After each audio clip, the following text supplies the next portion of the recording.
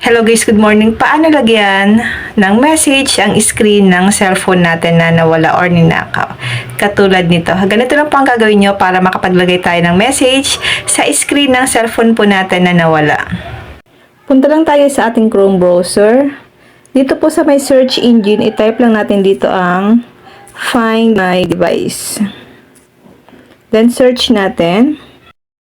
Piliin po natin itong Find My Device, Google.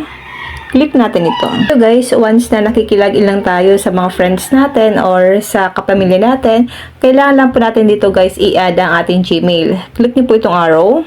Click natin itong add another account para ma-login natin dito ang Gmail account na nakalagin doon sa cellphone natin na nawala or ninakaw.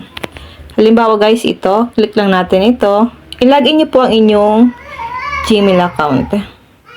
Halimbawa guys, ito yung nawala nating cellphone or ninakaw. Tap lang natin ito. Meron po siyang percent kung ilang percent na lang po yung phone natin na nawala or ninakaw. At kapag naka-open po ang kanyang wifi. Malulukit lang po natin ito guys once na nakabukas po ang data tsaka ang location ng ating cellphone. Dito na tayo sa secure device. Click nyo po ang secure device. Click natin itong add contact info. Pwede na tayo dito maglagay ng message, then phone number. Dito po sa message, makikita niya po ito.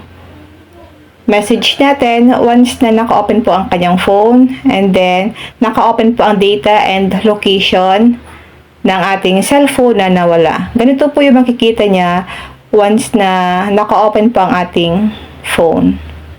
And dito guys, pwede na tayo dito maglagay ng message. Kahit pa anong message yung ilalagay nyo para maibalik lang po sa inyo ang cellphone yung ninakaw or nawala. Then pwede rin tayo dito guys maglagay ng phone number. Then click mo lang po ang save once na nakagawa na po kayo ng message or ng phone number kung nakapaglagay na po kayo ng phone number. Yun lang guys, sana po may natutunan kayo sa aking video. And now, thank you for watching. God bless you all.